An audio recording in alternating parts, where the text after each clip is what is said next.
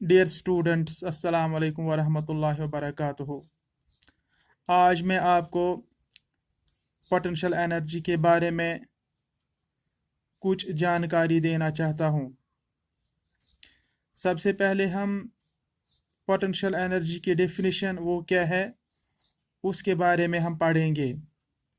तो इसकी डेफिनेशन इस तरह से बनती है: energy possessed by a body due to its position और configuration is called as potential energy।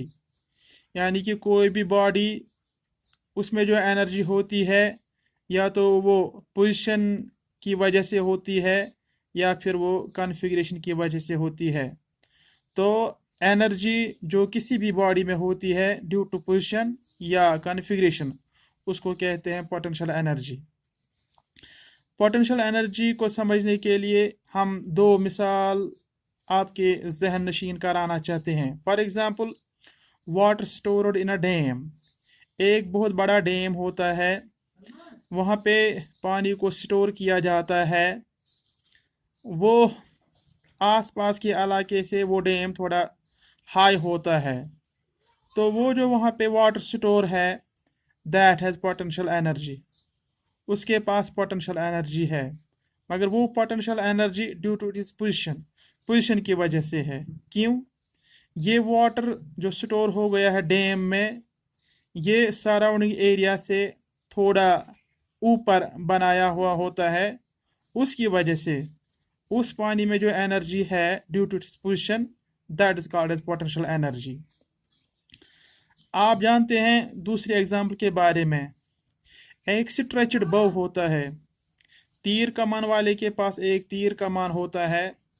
जब उसे तीर चलाना होता है, वो तीर को उस कमान में रखता है, फिर उसको स्ट्रेच करता है, उसको खींचता है। खींचने की वजह से वो जो बव होता है वो स्ट्रेच हो जाता है, उसमें स्ट्रेन आता है। तो उस स्ट्रेन की वजह से उसमें जो एनर्जी होती है वो एरो के और जो बव है उसमें जो शेप है वो चेंज हो गई है। उसी शेप को यहाँ पे कॉन्फ़िगरेशन के लफ्ज़ से इस्तेमाल किया गया है। तो अब जब ये एरोमैन इस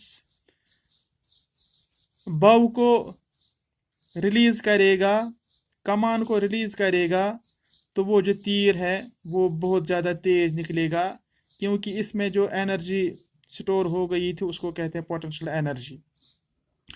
इस पोटेंशियल एनर्जी की एक्सप्रेशन निकालने के लिए हमें क्या करना है? Suppose we have a body, it lies on ground. हमारे पास एक कोई बॉडी है, बाल है, पत्थर है, वो ज़मीन पर है, और उस बॉडी का मास m है।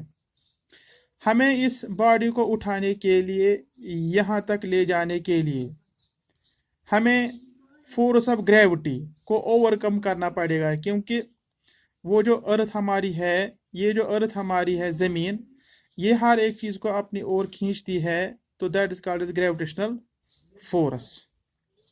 तो उसी ग्रेविटेशनल फोर्स को ओवरकम करने के लिए, हमें लिफ्ट करने के लिए, हमें इस पे फोर्स अप्लाई करना, इस बॉडी पे। वो जो फोर्स हम अप्लाई इस पे करेंगे, हम उसको यहाँ तक ले जा सकते हैं, कुछ हाइट तक। वो हाइट h से रिप्रेजेंट किया जाएगा। जितना हम लोगों ने इस पे फोर्स अप्लाई किया, that is equal to F is equal to mg। Force actually होता है बराबर F is equal to ma, मगर यहाँ हम ग्राउंड से ऊपर उठा रहे हैं बॉडी, इसलिए जो ग्राउंड इसको अपनी ओर अट्रैक्ट करता है, that is acceleration due to gravity. तो देयरफॉर a के बदले हम यहाँ पे g लिखते हैं, F is equal to mg। और हम ये भी जानते हैं, जब हम लोगों ने इस बॉडी को ऊपर लिफ्ट किया, we have to work against the force of gravity. यानी कि ज़मीन की जो कशिश है उसको ओवरकम करने के लिए हमें वर्क करना पड़ेगा। और by the definition of work, W is equal to F into S। यानी कि वर्क होता है बराबर product of force and distance. मगर यहाँ पे हम लोगों ने इस बॉडी को ऊपर लिया है, यहाँ से लेके यहाँ तक ये डिस्टेंस है, और ये डिस्टेंस यहाँ पे हम h से रिप्रेजेंट करते हैं। चूंकि W is equal to F into S, F हमारा ऊपर आया है mg, तो s के बाद हमें लिखना है h, therefore W is equal to mgh। W हो गया वर्क डन। यहाँ पे हम वर्क कर रहे हैं, लेकिन वो वर्क हमें पोटेंशियल एनर्जी की सूरत में हमें हासिल हो जाती है।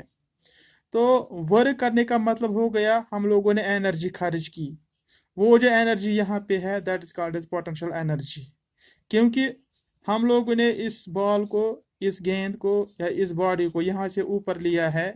अब ये बॉल जब हम रिलीज करेंगे तो ये जब नीचे वाले को हिट करेगा with great force and it will do work by due to its energy, that is potential energy, therefore W is equal to PE or PE is equal to mgh। तो इसका मतलब हो गया ये जो पोटेंशियल एनर्जी होती है ये होता है product of mass acceleration due to gravity and height. Hope आप इसको अच्छी तरह से समझ गए होंगे। तो आज इतना ही।